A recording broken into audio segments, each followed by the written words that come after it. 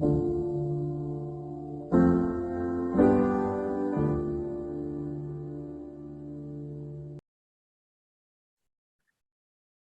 everyone, and welcome to another episode of the Compelling Conversations podcast. Tonight, I'm joined by the very, very devoted and dedicated political man, Turab. Turab, where are you joining us in from, man? Thank you, Omer. First of all, I must acknowledge that it's an immense honor and pleasure to be on this podcast. And I'm joining from Houston, Texas. I'm currently in Houston, Texas, and it is very hot these days. I also want to acknowledge that. Yeah, It is really hellfire, but it's good to be here. It's good to be here. How are you? I'm good, thanks. Yeah, I wanted to begin by saying that I remember when I first met you, um, one of the things that you said to me, which was so cool, was, I'll see you on the plane to New York. And I was so excited, I kept that in my head, but then it never happened. And that was because of the pandemic. So with all that had happened back then, what are your views on that? So, global pandemic, COVID-19 stripped me of my almost 2 years of college experience, 2 years of my experience at Lone Star Honors College, and that's where we met. I would like to highlight this for our audience that Omer and I, we go back years. We first met at a National Model United Nations enrollment conference. It was a conference after everyone was enrolled, and it was, I believe, a meetup where I saw Omer and I went to introduce himself, and I was like, "Hey, Omer, Turab, I'm from Pakistan. You're from Pakistan as well.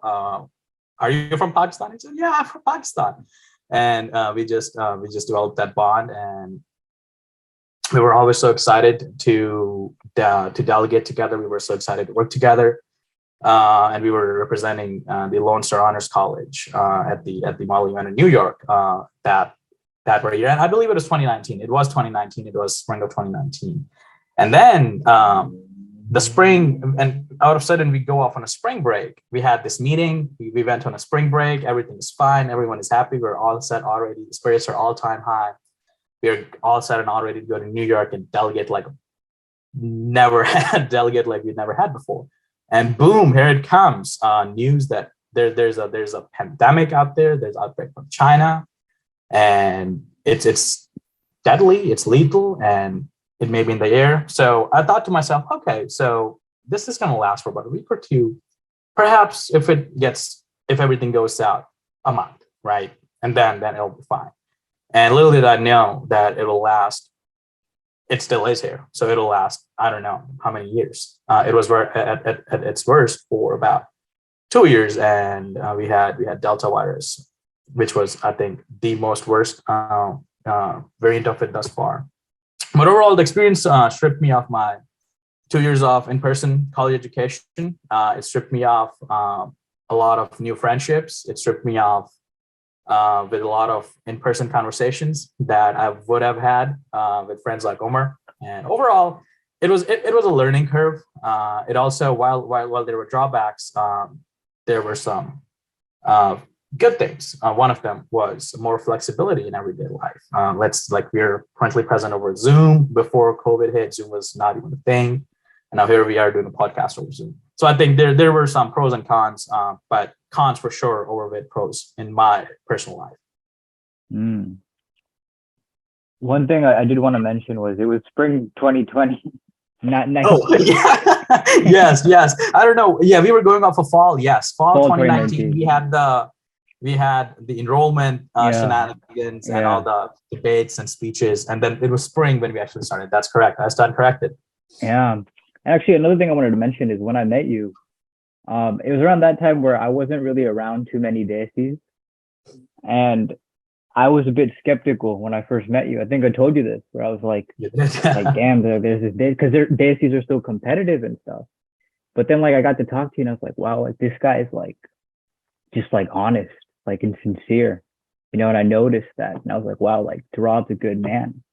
So I applaud you for that. It's really cool. I can say the same. One of the things that, going back to the pandemic, how was it for you in the beginning? Did it scare you at all?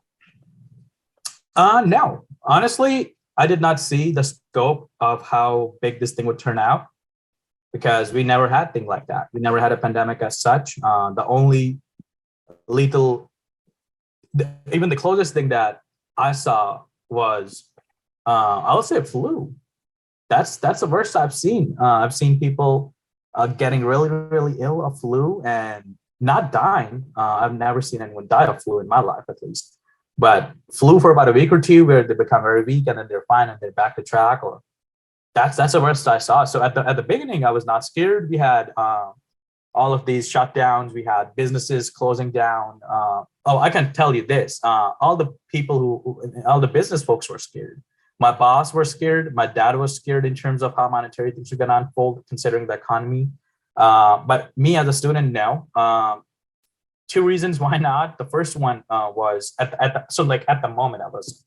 So the first one was that spring 2020 was a rigorous semester.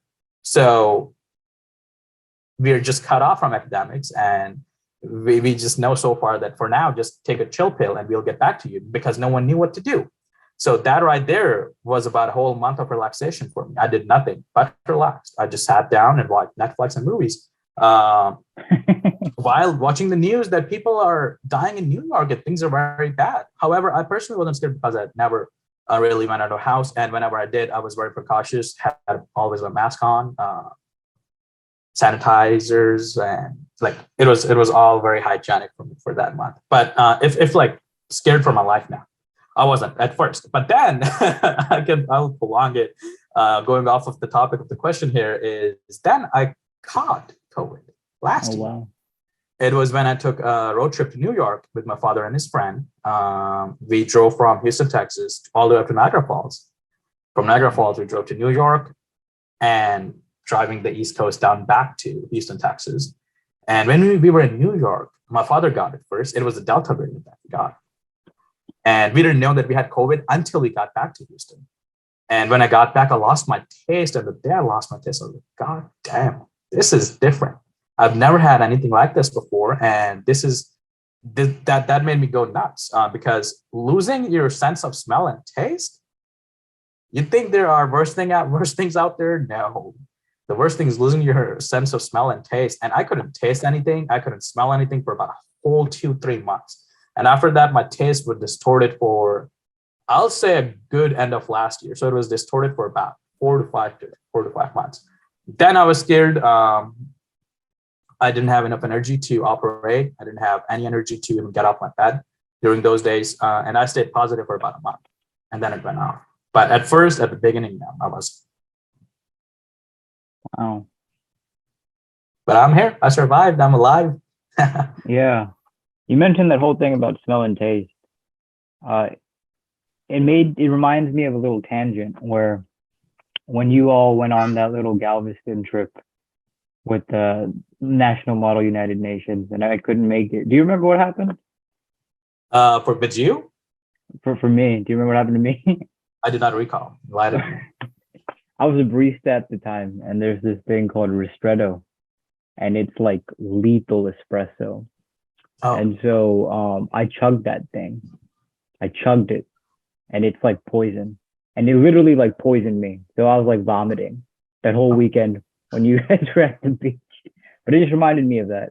And I recall, yes. And I recall you texting Yeah. about it. I'll ask you. Yeah. You wanted to bring something to the table today. You wanted to talk about something specific. So I'm curious what that was and what inspired you. Can surely, so I think my identity is shaped by, or like who I am is shaped by my experiences as an immigrant in the United States. So to put it out there that I'm a recent immigrant to the United States, not a recent now, I've been here for 5 years. But if you go back when I first met you, I was comparatively a recent immigrant.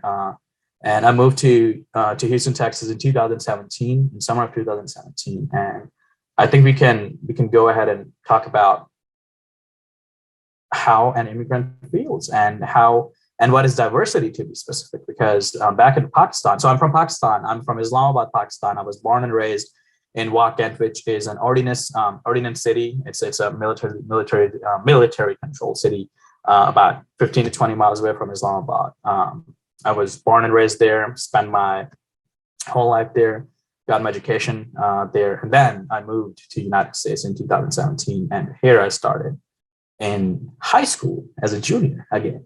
So from there onwards, it's been a progress. It's been tremendous progress for me. It's been film like or a movie like progress, and a story that I think is very inspiring. It inspires me every day, and the story I think is worth mentioning. Mm. So being an immigrant, how has that shaped your view out here? How has it shaped your identity? So I can answer that question. It'll take us, I don't know, whole day. There's just so many subtopics on it. But first thing, the only thing which I would like to talk is how you see things, or let's say how you see your relationship with different humans surrounding you, right?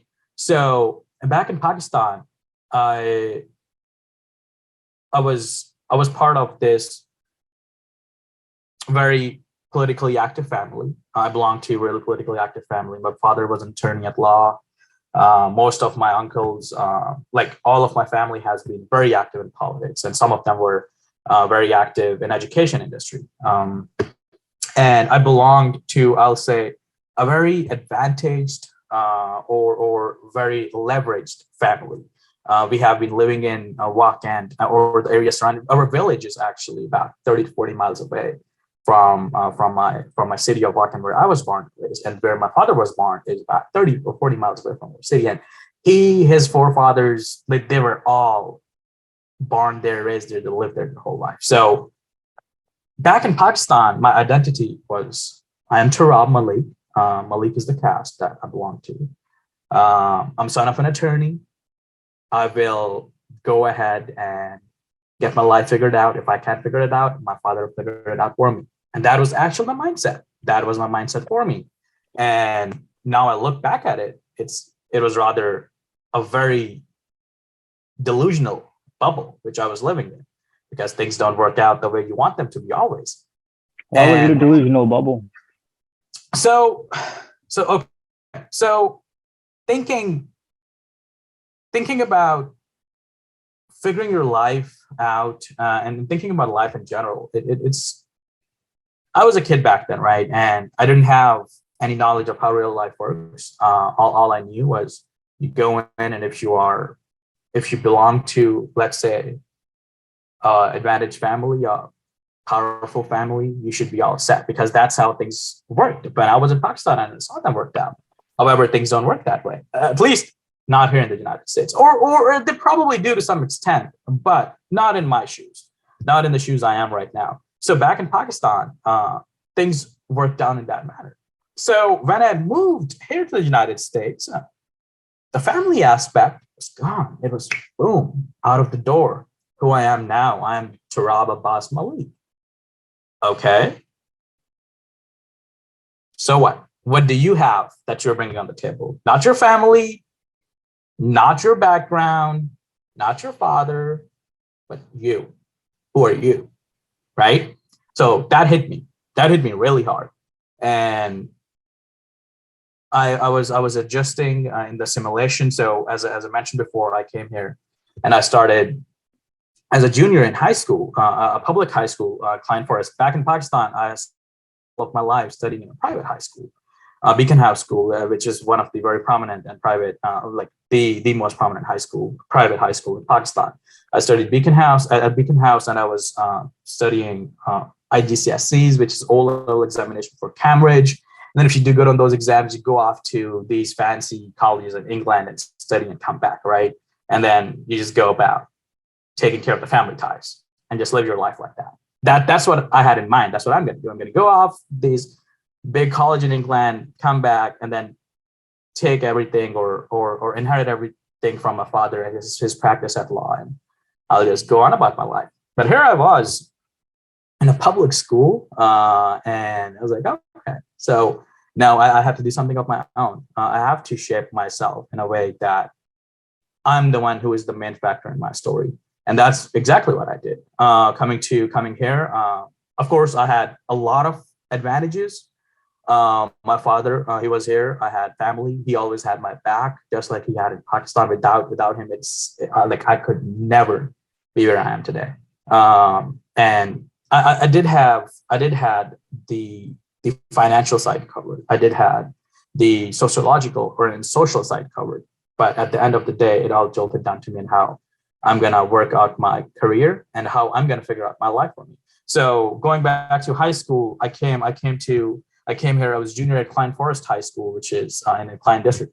I love the high school. So I first started there, and I see all of these students, these top tier students, like the top 10 people. They're like always so competitive, like boom, boom, boom. I want to do this. I want to do this. I want to be part of the social club. I want to be part of this engineering society. Hey, I'm the president of this. I'm president. They're like this so competitive people. And I was just in awe of them. I was like, wow, these people are good, but right? Like they have their life in control. They have it figured out. They've got their grades going on all set, and they're all set on colleges. And whenever someone asked me, okay, what you want to do? And I was like, yeah, I'm process of figuring out. At the time, I wanted to be an aerospace engineer and I wanted to head out to Texas A&M to get my degree in aerospace engineering, but things change as we speak. So back in high school, I was like, okay, I have to figure this out. And then I went to our career counselor, Miss McCarran, very sweet elderly lady. And I have developed this bond with her, but she always looked for me because I was always so, I'll say, intrigued by how she treated people.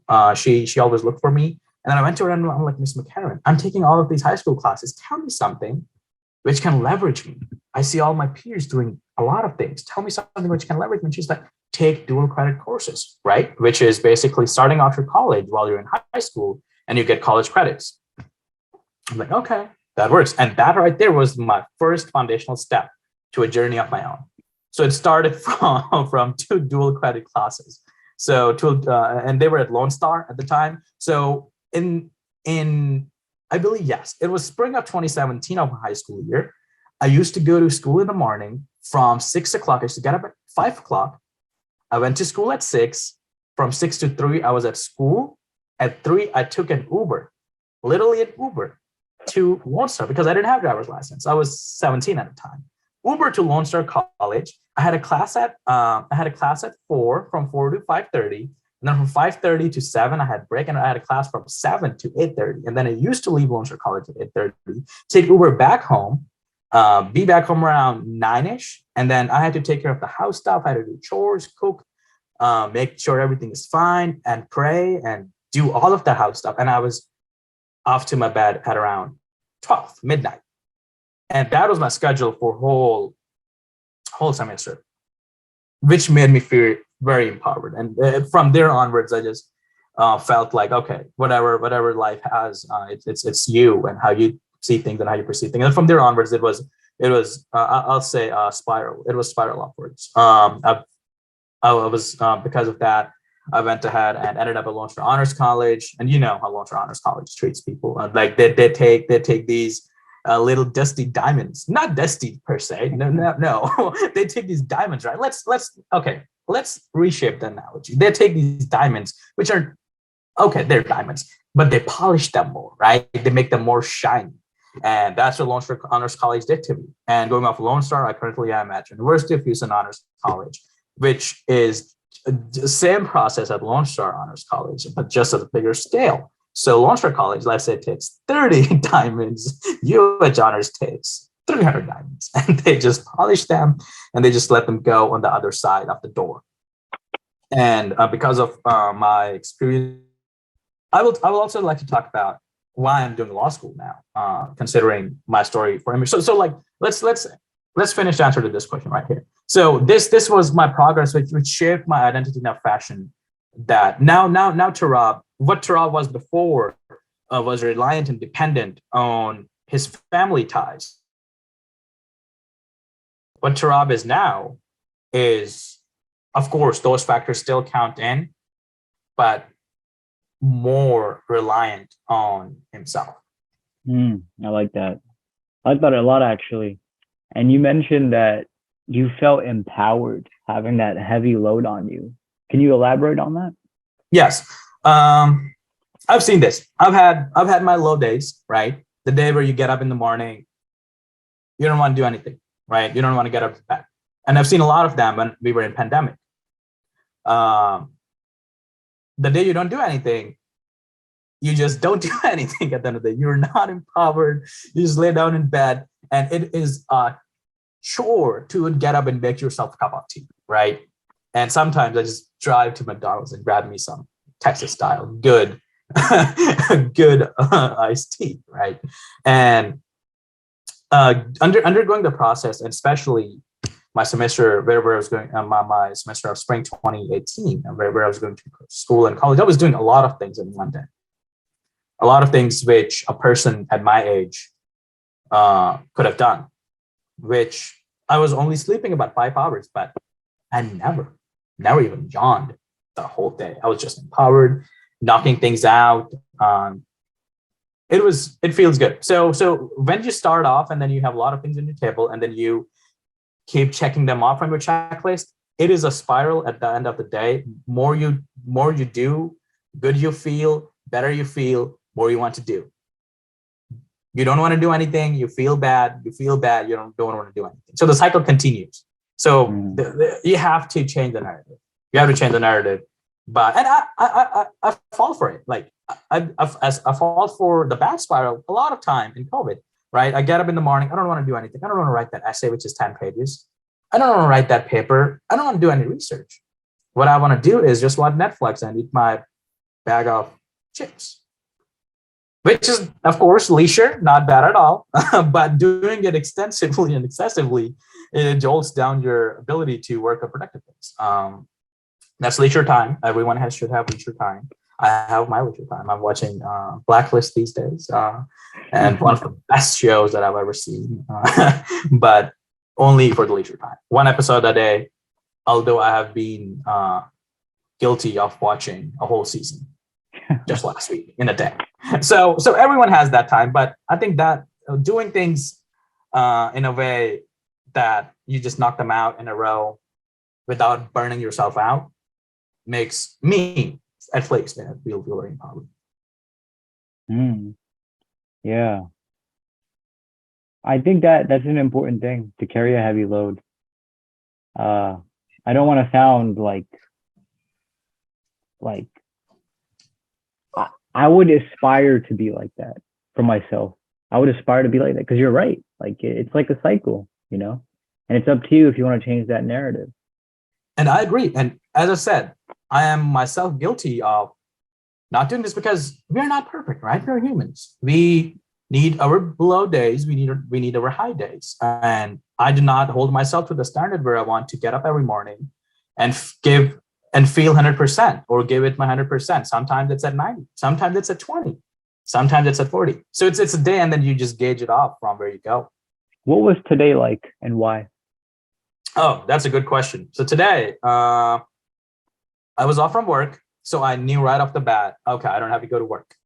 I'll say today when I got up in the morning, I was a good 80, solid 80. It wasn't 100.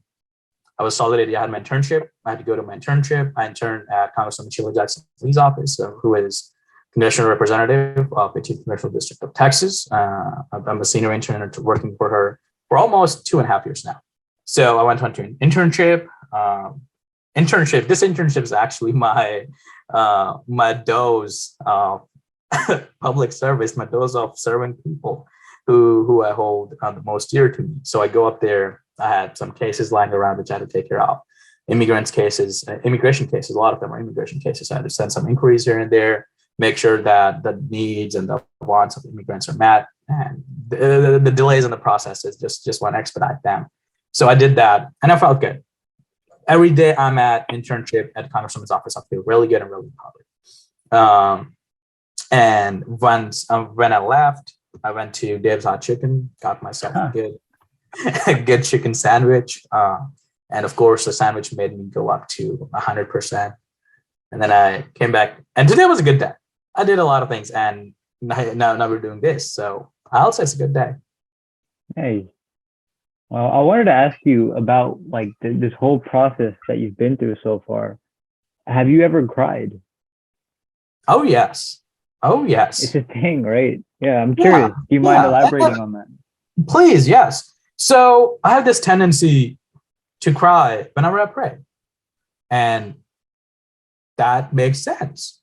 I remember when I first came to US, we had this one-bedroom apartment, right? It was just me and my father, and he was off to his work, usually in the evenings. I'm this 17 years old little boy who back in Pakistan had everything, had family, friends, mom, everything.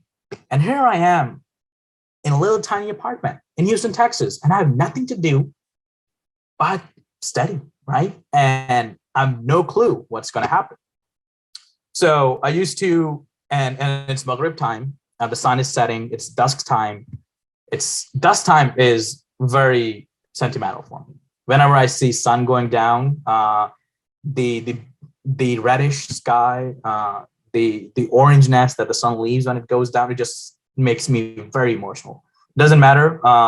It doesn't impact on my ability to do things. Doesn't ruin my day. It rather makes it better. And whenever sun goes down, back to the story, not to detract.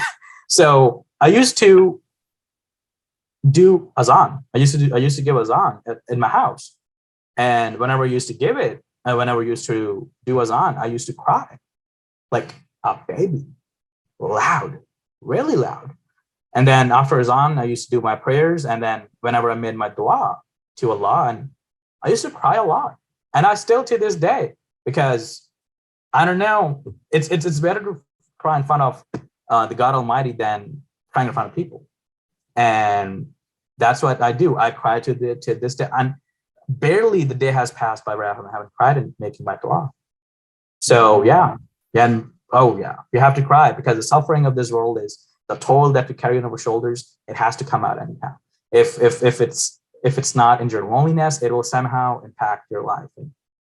Not necessarily, but not a good manner. That's really deep. I appreciate you sharing that. Yeah. Of course, yes. And I think that also one thing which I found here in after coming to US, my connection with God has strengthened to an extent which I could have never imagined back in Pakistan. Because when you don't have anyone, you have God, right? And in the loneliness and in the dusk time, when everyone's got their families, everyone is in warmth of their kids, their parents, and everyone is enjoying their evening and feasting on these big dinners, you're alone in a country or in a city where you know no one, but you have God. And then you can go talk to God and share things. So yes, I do cry. Coming back to the question, yes, I do cry. I do, but I've never cried on the worldly matters. My tire is punctured. Oh, I got, I don't know, a 70 on my test. No. Wow, I really like that. That's so cool. Honestly, yeah. You mentioned, you mentioned law school earlier. What were you gonna talk? What do you want to say about that? Yes, let me circle back to it. So, as I stated before, I wanted to be an aerospace engineer coming out of Klein Forest High School. However, at Lone Star, Director Kaiser, I hope you remember the man. He was a cool guy. I have some of his quotes written down. Oh yeah, Professor Kaiser. He is now the head of, I believe, he's the second top guy after Dr. Caruso at the Honors College now, and he oversees all the top factors. So Professor Kaiser, I would like to tell the audience that Professor Kaiser is the type of person who just sees through you, right? He goes into your brain and he takes out what he needs, and then he gives it to you to take the puzzles and put them together and find yourself. He did the exact same thing with me. The first time I showed in his office for an interview for my honors college, he calls me in. Okay, Turab, I really like your application. I want you to come in. Let's talk. Let's see if you're a good fit for honors college. I go and talk to him. He asked me, what you want to do? I said, aerospace engineering. He's like, He just sighed, right? He's like, He just hummed. I was like, oh, okay, yeah. And then I'm in the honors college. I don't know why he hummed. I just disregarded it at the time. I was like, yeah, whatever. I'm in. I got the scholarship. I'm not paying a single penny. I was happy. And then he calls me in another day. And I held him a mentor. Like, I have a lot of mentors. And that's another topic which we can always talk about, stick to it. So he calls me in and he's like, Turab, you wanted to be an engineer. You want to be an engineer. Why? I was like, Professor Kaiser, I never gave it a thought. I think I liked airplanes, and I used to watch air crash investigation. A lot of the have you ever watched them? The documentaries of National Geographic. They're called air crash investigations. I have actually not, no. Oh God, you have to. So it's basically okay. So as the name states, it's investigation about air crash, and it's like documentaries out there. I do have my eye on time. So I was like, I watch these documentaries, and I really like airplanes, and I love airplanes. That's what I'm interested in. He was like, okay, that works, but think about it again. And we progress to Model UN, and people are gonna ask, what is this Model UN, which comes in a lot. Model UN was a really great program, and it's put me in contact with a lot of friends that put a lot of things in context for me. So the Model UN selection time comes in. He calls me again. He's like, our second year students have recommended that you take part in this Model UN, and I'm like, I'm interested myself, but will this equip me or aid me anyway? I'm a STEM guy. Model UN is humanities. How, right? The connection is not there. He says, try it. And I was very intrigued by Model UN and the whole notion of it, right? And delegation speaking. And I've been fond of speaking. I've been fond of public speaking, speaking in a very professional manner. I was like, okay, I'll give it a shot. I go in, I was selected in Model UN. And the whole process of Model UN has tipped my perceived notion of seeing myself as an engineer. and during Mali, and I knew, okay, yeah, engineering is off the chart for me. I can do a lot better in humanities than I would do in engineering, and there's a lot more scope for me. I can be more potentially powerful to engineering, to humanities than I would ever be to a STEM field. And I realized that very early in my college, and then COVID came, and all those. So the what do you? Oh my God, I'm bad with timeline. So the spring of 2020, the COVID spring, right? I was under the impression, okay, I can do pol sci. I will be a political science person, and still no law school in the picture. Law school is not even close. And the very spring of 2020, I got my internship at Congressman Jackson Lee's office. So the chips are all coming together, and I'm like, yes, I like this. I can probably go and work out on Capitol Hill and be the guy in the suit, right next to the senator or a congressperson, and perhaps one day the senator or the congressperson themselves. The picture is very clear, and suddenly I was having this conversation with one of my professors for government, and he's like, yeah, Capitol Hill is nice, but, and I will just leave it there. Capitol Hill is nice, but, and I was like, okay. So I went back in reflection of, okay, what am I doing? Pivoting, changing my majors back and forth. I went from STEM to a pol sci, and I had luxury of doing this because I had hefty amount of dual credit hours, so I could tweak and mangle around with my degree plan, which I think was another advantage which I had. So after that, I was like, okay, I can be a business person, right? I see all of these business folks, business individuals doing business. Yeah, I can talk, I can negotiate, and I will go and be a businessman and be a city of Houston.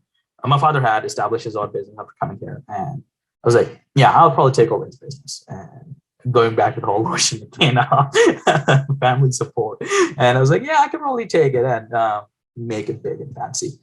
And I changed my field to business. Law school is still not in the picture.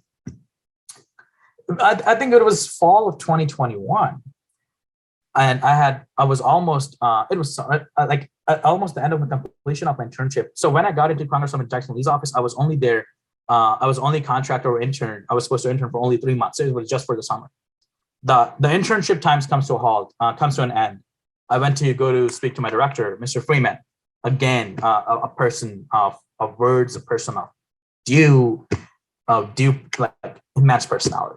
Again, one of my mentors. I go to him, Mr. Freeman, I don't want to leave. I like what I do, right? And I don't want to leave. He's like, don't leave.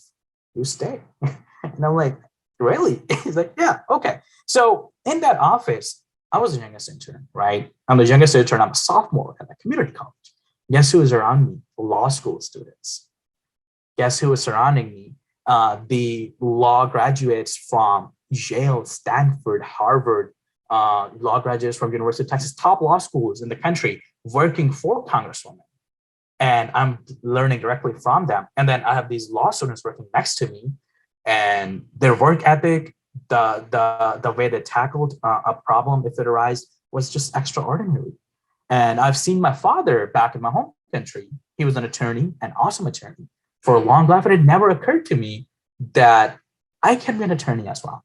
And boom, right there, I was having this, like soon after that, it was in the back of my mind. And I was sitting down with my father one evening and I'm like, Dad, I don't know what to do. I want to be a businessman, but I think I can be a good attorney. He's like, hell yes, you can be, son. And I'm like, of course it all makes sense. It's in damn genes. Right? So that's where it clicked. That's where the idea crystallized. And I'm like, attorney it is. And throughout that process, leading up to my 4 years as an immigrant, I've also seen many people from Pakistan, from India, a lot of immigrants who live in this fear, right? And they're out of immigration process for a long time. Their businesses, they're running the country, they're citizens, but they still have that fear inflicted in them that somehow they're not part of this country. And I see in them, I see through them. I have these business people and business folks which I've met, and they somehow were like, yeah, I like this, but at the end of the day, I don't think so. US is made for me.